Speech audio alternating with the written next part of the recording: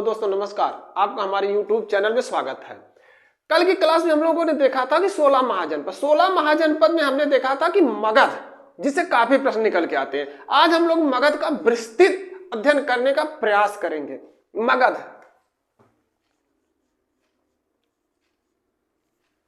इस मगध का सबसे पहले उल्लेख अथर्ववेद में है। इस मगध का उल्लेख सबसे पहले कहां है? सबसे पहले उल्लेख जो है अथर्ववेद में है।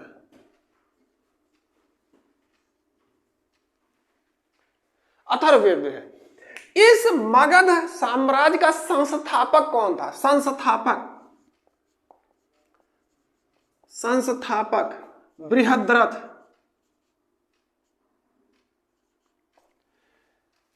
बृहद्रथ इस मगध साम्राज्य का संस्थापक है। अगर हम बृहद्रथ को नहीं जान पा रहे, बृहद्रथ को अगर हम देखेंगे महाभारत काल में, तो महाभारत काल में इसकी चर्चा होती है।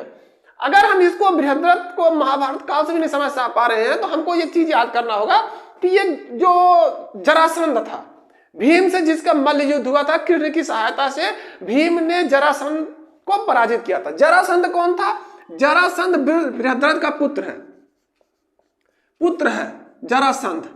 इससे जो है भीम का मल्ल युद्ध हुआ था और भीम ने कृष्ण की सहायता से जरासंध को मल्ल युद्ध में पराजित किया था। यहां से हम देखते हैं कि इस मगध पर कितने वंशों ने शासन सत्ता चलाई, कि कितने वंशों ने इस पे शासन किया है। तो इस मगध पर 4 वंशों ने शासन किया है। पहला कौन? पहला हर्यक वंश, दूसरा शिशुनाग वंश,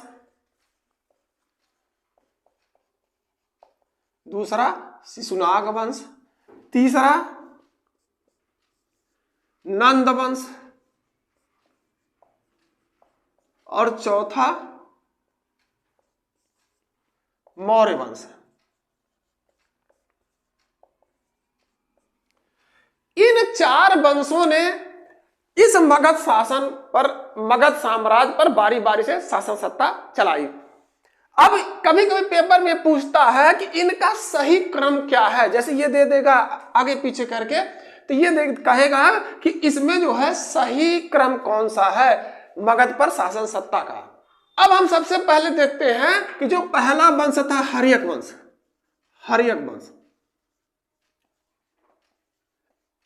इस हर्यक वंश का संस्थापक बिंबिसार।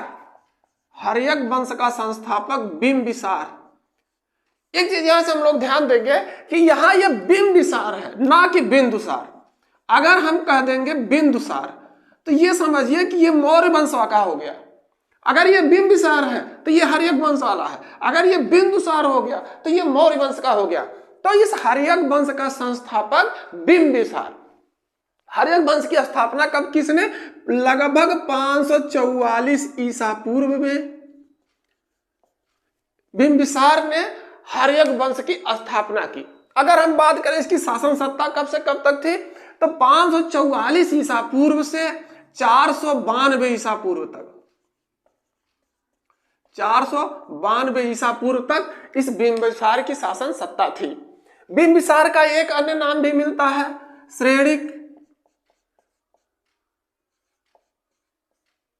या श्रोणिक भी इसको कहते हैं। ये बिंबिसार के अन्य नाम हैं।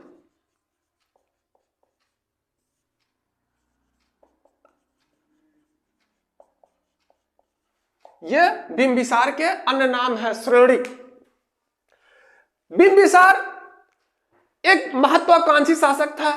शासन साम्राज्य स्थापित करने के लिए हमेशा लालायित रहता था। इसके लिए उसने कई तरीके से अपना प्रयास किया। सबसे पहले इसने क्या किया कि जो इसकी नीति थी कि जो कमजोर है उसके ऊपर आक्रमण कर दो, लेकिन जो मजबूत साम्राज्य है उसे वैवाहिक संबंध स्थापित कर लो। और अगर कोई भी साम्राज्य जो है किसी मुसीबत में है या किसी परेशानी में वहां का राजा है तो उसकी सहायता कर दो। इस तरीके से इसने कई प्रकार से अपने साम्राज्य विस्तार की योजना बनाई। इसका शासन सत्ता हम लोगों ने देखा कि 544 से 492 ईसा पूर्व तक है। ये लगभग 52 वर्षों तक शासन सत्ता चलाता है। बिंबिसार जो है लगभग 52 वर्षों तक शासन सत्ता चलाता है। ये काफी लंबे समय तक जो है साम्राज्य पर अपना आधिपत्य स्थापित करके रखता है। इसने सबसे पहले क्या किया, साम्राज्य विस्तार के लिए इसने क्या किया कि अंग के ऊपर आक्रमण कर दिया। अंग महाजनपद के ऊपर इसने आक्रमण कर दिया। हम लोग जब पिछले क्लास में पढ़ रहे थे 16 महाजनपद में, तो हम लोगों ने देखा कि ये अंग का जो शासक था, अंग का राजा जो ब्रह्मदत्त था, ब्रह्मदत्त, इसने क्या किया कि इस मगध के ऊपर आक्रमण कर दिया था। जब मगध के ऊपर आक्रमण किया था तो वहां का शासक कौन था, भट्ट। मगध का शासक भट्ट था। अब ब्रह्मदत्त ने इस भट्ट के ऊपर जब आक्रमण किया तो यह भट्ट पराजित होता है और इस मगध का कुछ हिस्सा ब्रह्मदत्त अपने कब्जे में कर लेता है। लेकिन जब बिंबिसार इस मगध साम्राज्य का स्वामी बनता है तो उसने क्या किया कि सबसे पहले अपने बेइज्जती का बदला लिया जाए। सबसे पहले उसने क्या सोचा कि इस अंग ने हमारे साम्राज्य का जो पूर्वज था, हमारे साम्राज्य पर शासन करने वाला जो पूर्वज था, उसके ऊपर इसने आक्रमण किया था और हमारी कुछ जमीन कब्जा कर लिया है। तो सबसे पहले इसने अंग के ऊपर आक्रमण कर दिया। और अंग के ऊपर जब बिंबिसार आक्रमण करता है, बिंबिसार ने अंग के ऊपर आक्रमण कर दिया। आक्रमण करने के बाद क्या कर दिया है कि इसको पराजित करता है अंग के शासक को और पूरे अंग को मगध में मिला लेता है। जब बिंबिसार अंग पर जो है अपनी शासन सत्ता स्थापित करता है तो अंग अपने पुत्र जो है अजातशत्रु को सौंप देता है कि आप जो है देखभाल करिए, इसकी शासन सत्ता आपको देखना है। अंग अजातशत्रु के हाथ में आ गया। इसके बाद बिंबिसार ने क्या किया, राज्य विस्तार के लिए इसने 3 शादियां कर ली। राज्य विस्तार के लिए बिंबिसार ने 3 शादियां की। पहली कौन सी की, लिच्छवी गणराज। लिच्छवी गणराज, ये लिच्छवी गणराज, लिच्छवी गणराज कहां, ये लिच्छवी गणराज वैशाली का जो 8 कुलों में से एक लिच्छवी गणराज था। यहां के राजा चेटक की पुत्री, चेटक की पुत्री चलना से शादी कर लिया। कहीं कहीं यह मिलता है छलना भी, इससे शादी करता है। बिंबिसार ने जब इससे शादी कर ली चेटक की पुत्री से, यह बिंबिसार इसको बहुत ज्यादा मानता था। इसी के प्रभाव में आके ये बिंबिसार पहले बौद्ध धर्म का अनुयायी था। ये बौद्ध धर्म का अनुयायी था।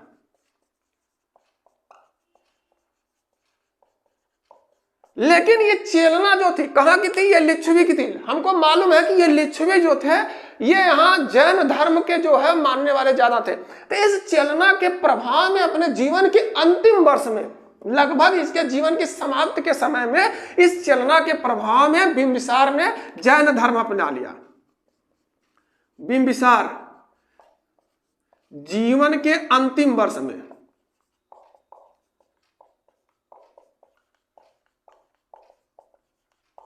जैन धर्म अपना लेता है।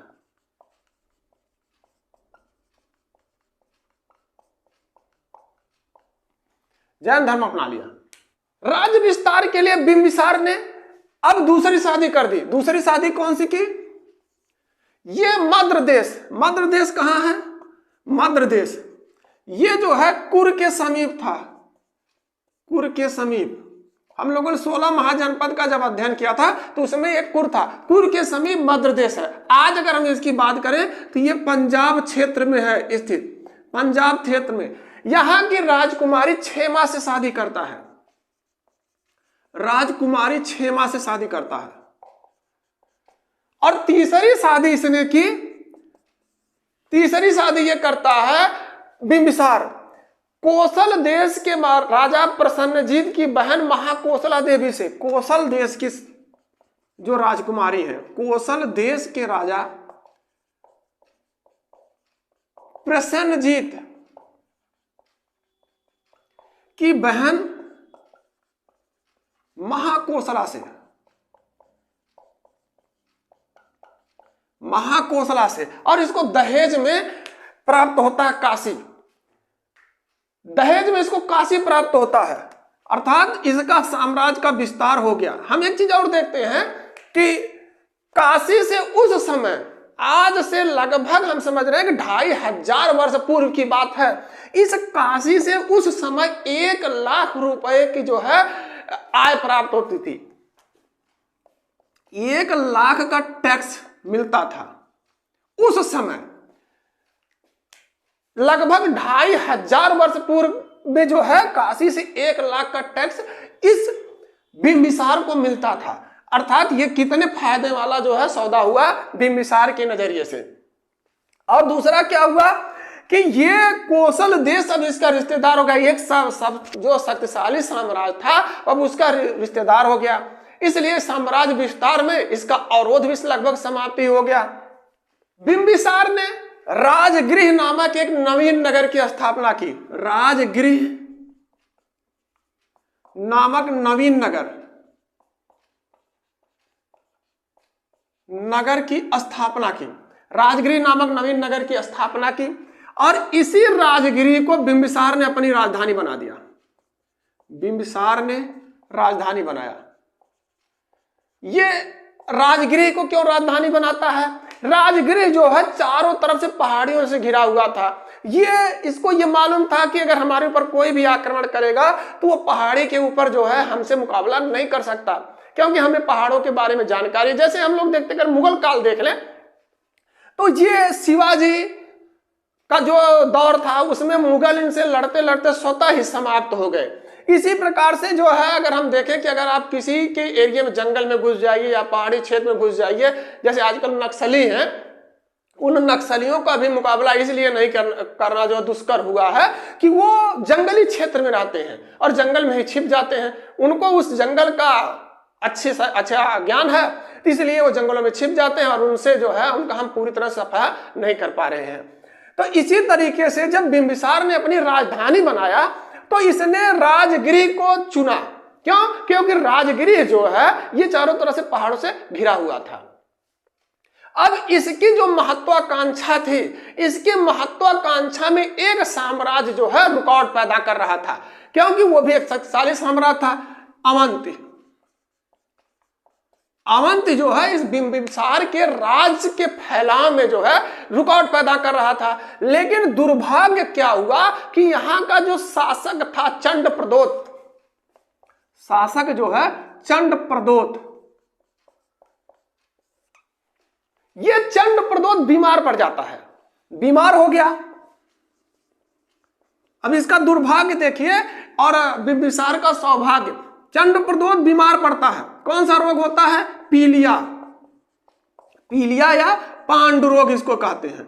ये पांडु रोग या पीलिया इसको होता है। देश विदेश के वैद्य आते हैं, चारों तरफ के वैद्य आते हैं और इस चंडप्रदोत की दवा करते हैं, लेकिन चंडप्रदोत ठीक नहीं होता। वैद्यों ने कहा कि अब इसको बचाना जो है दुष्कर है, इसको बचाया नहीं जा सकता। ये बात जब बिंबिसार को पता चलती है तो बिंबिसार ने अपने राजवैद्य जीवक से क्या कहता है? राजवैद्य कौन सा था? राजवैद्य जीवक। जीवक से कहता है कि जाओ और किसी भी तरीके से इस चंडप्रदोत को बचाओ, क्योंकि हमारे लिए एक अवसर है कि ये एक शक्तिशाली शासक है और शक्तिशाली शासक अगर अपने पक्ष में रहेगा तो जाहिर सी बात है हमारे साम्राज्य विस्तार में किसी भी प्रकार की रुकावट नहीं आएगी। तो ये राजवैद्य अपने राजवैद्य जीवक को भेजता है कि जाओ चंडप्रदोत की दवा करो, चाहे जो भी जड़ी बूटी इसको प्रयोग करना हो आप जड़ी बूटी का प्रयोग करिए, लेकिन चंडप्रदोत ठीक होना चाहिए। जीवक पहुंचता है अवंती।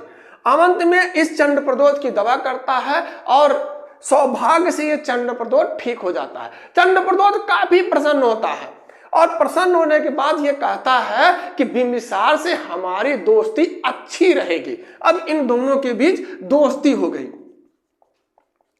अवंती और मगध के बीच अच्छी दोस्ती हो गई। ये जीवक जो है, हम लोगों ने जब बौद्ध काल में जो है महात्मा बुद्ध वाला पढ़ा था तो ये उसमें हम लोगों ने देखा था एक आम्रपाली है। आम्रपाली जो नगरवधु थी, नगरवधु, वो इसी का लड़का था, इस आम्रपाली का लड़का जीवक। बिंबिसार ने अब वैशाली पर आक्रमण करने की योजना बनाता है। वैशाली पर आक्रमण की योजना बनाता है कि हमारा जो साम्राज्य विस्तार है वो वैशाली पर भी होना चाहिए, हमारी शासन सत्ता वैशाली के ऊपर भी होनी चाहिए, लेकिन इसमें यह असफल होता है।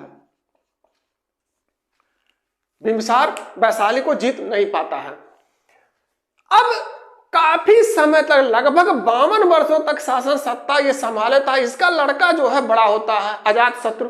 लड़का इससे क्या कहता है कि अरे भाई आप हटोगे भी कि इसी कुर्सी पर आप ही चिपके रहोगे, कब हम राजा बनेंगे।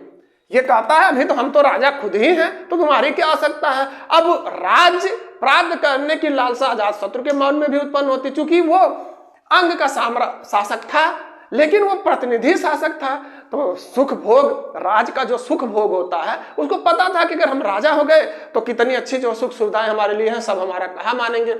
तो उसने अपने पिता से कहा कि भाई ऐसे नहीं मानोगे तो ठीक है। बस उसने क्या किया कि अपने पिता की जो है गर्दन काट दी। अब पिता की जो है 492 ईसा पूर्व में हत्या कर देता है, अर्थात बिंबिसार के शासन सत्ता 492 ईसा पूर्व में खत्म हो जाती है। अब यहां से एक नया शासक चुना जाता है, एक नया शासक बनता है। कौन? अजातशत्रु। अब हम देखते हैं अजातशत्रु। 492 ईसा पूर्व में अपने पिता की हत्या करता है और ये 460 ईसा पूर्व तक जो है शासक रहता है। अजातशत्रु का अर्थ है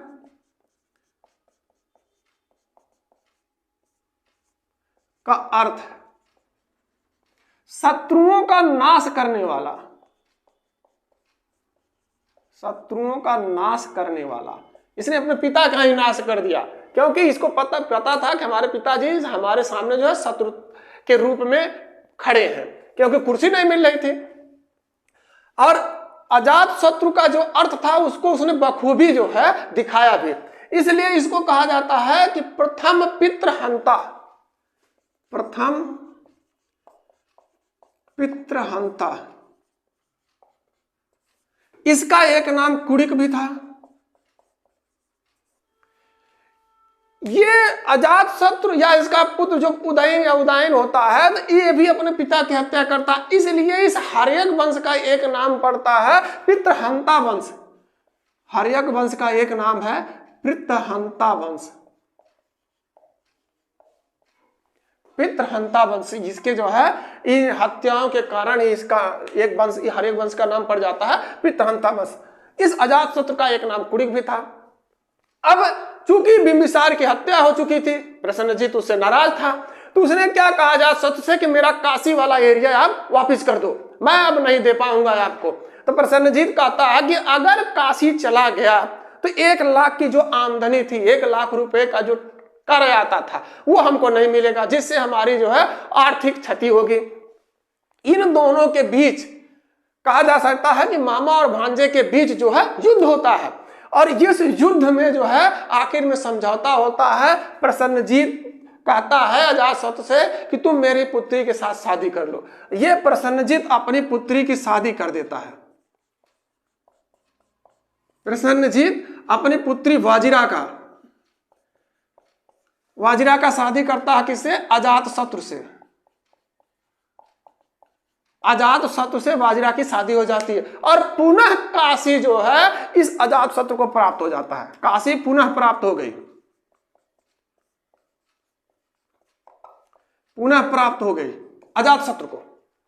अब अजातशत्रु क्या कहता है कि ये वैशाली जो था, जिसको बिंबिसार नहीं जीत पाया था, वैशाली, इसने कहा कि जो कार्य पिताजी नहीं कर सके, जो कार्य हमारे पिताजी ने नहीं किया, अर्थात इस वैशाली को नहीं जीत पाए थे, हम इस वैशाली को जीतेंगे।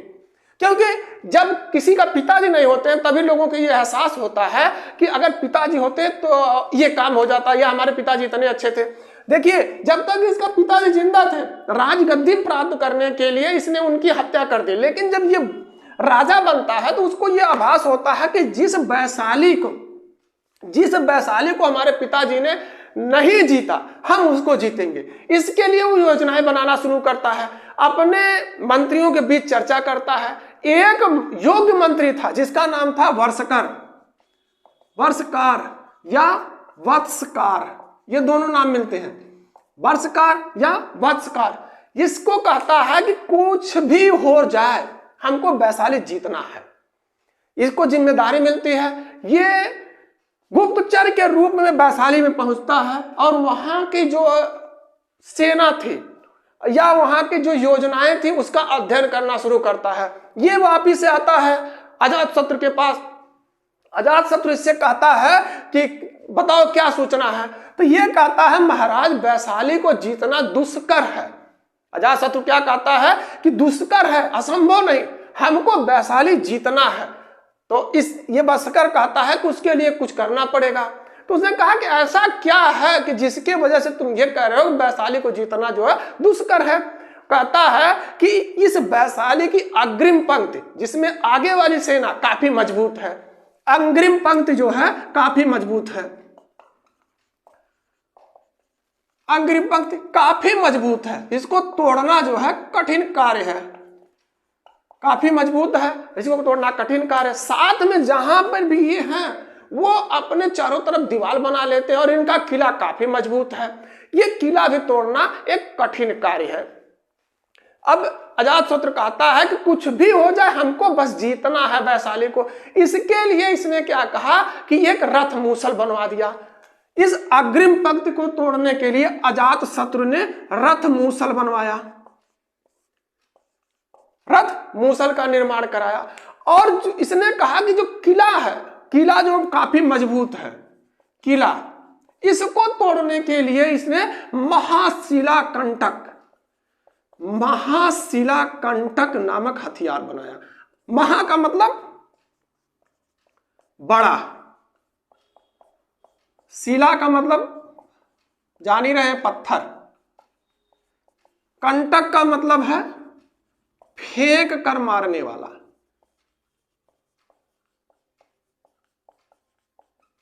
महाशिलाकंटक अर्थात फेंक कर मारने वाला औजार बनवा। क्या?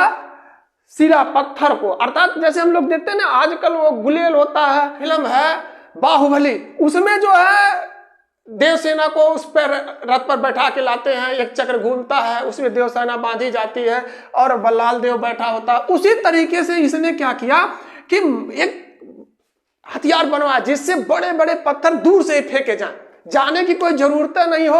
वो तीर लेके खड़े हैं, भाला लेके खड़े हैं, लेकिन जब हम उनके नजदीक जाएंगे नहीं तो उनका तीर और भाला बेकार है। तो इसने क्या किया कि दूर से ही पत्थर मारने की योजना बना दी, दूर से ही पत्थर फेंक के मारा जाए। उसके लिए इसने महाशिलाकंटक हथियार बनवा दिया जिससे ये वैशाली पर विजय प्राप्त करता है। अजातशत्रु के शासन काल के 8वें वर्ष, अजातशत्रु का जो है शासन का 8वां वर्ष है, शासन काल के 8वें वर्ष महात्मा बुद्ध को महापरिनिर्वाण प्राप्त होता है। महात्मा बुद्ध को महापरिनिर्वाण प्राप्त होता है। महापरिनिर्वाण प्राप्त हुआ।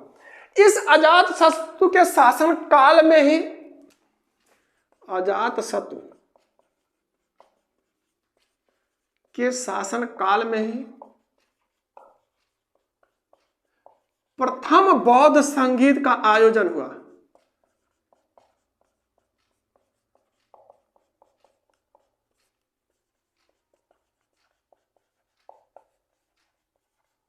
प्रथम बौद्ध संगीत का आयोजन कहां हुआ? राजगृह के सप्तपर्णी गुफा में।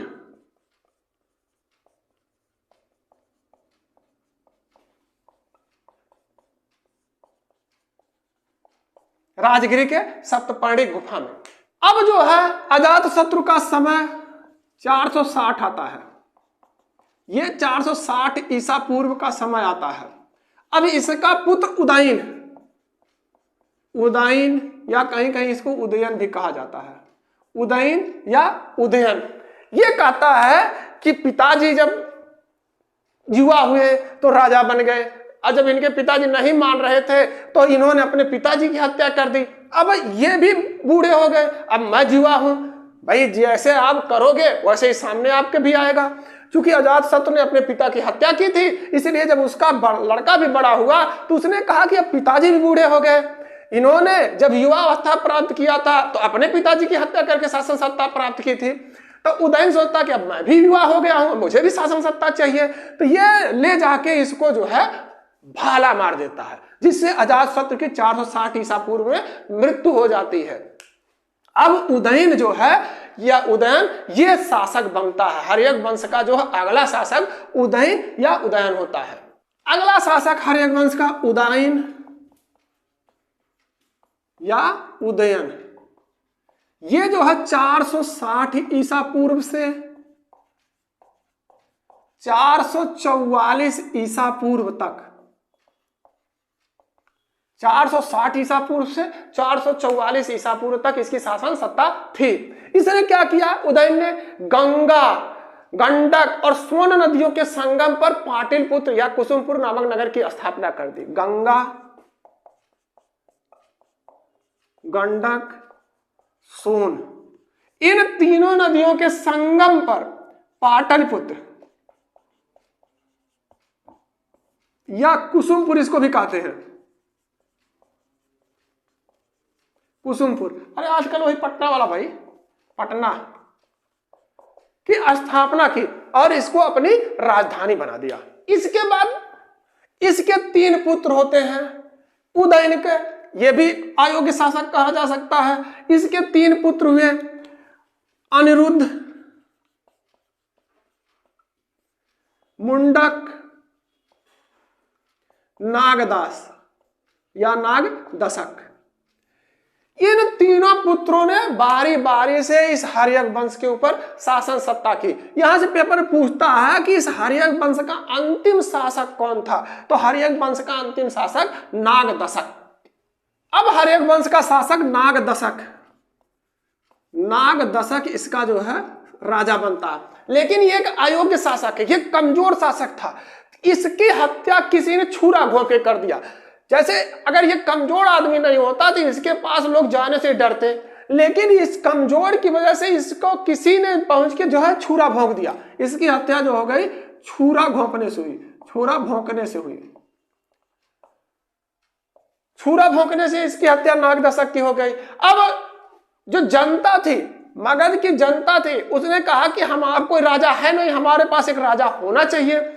तो इसने इन लोगों ने क्या किया कि ये एक योग्य अमात्य था, अमात्य, ये योग्य व्यक्ति था, उसका नाम क्या था, शिशुनाग। शिशुनाग इसको गद्दी पर बैठाते हैं और 412 ईसा पूर्व में इस हर्यक वंश का अंत हो जाता है। हर्यक वंश का अंत हो गया। ये हर्यक वंश कब से कब तक था, 544 ईसा पूर्व से 412 ईसा पूर्व तक यह शासन सत्ता इसकी थी।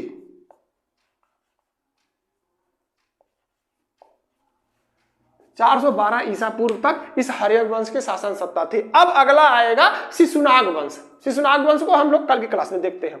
आज की क्लास में बस इतना ही। अगर हमारी वीडियो पसंद आती है तो आप लाइक करें, साथ में शेयर भी करें। अगर चैनल पर नए हैं तो चैनल को सब्सक्राइब करें, बेल आइकन दबाना ना भूलें, जिससे आने वाली वीडियो का नोटिफिकेशन आपको मिलता रहे।